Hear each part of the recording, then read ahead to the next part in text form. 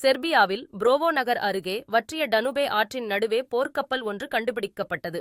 ஐரோப்பாவில் கோடைக்காலம் முடிந்து இலையுதிர் காலம் தொடங்கியுள்ள நிலையில் கடுமையான வெயில் வாட்டி வதைக்கிறது.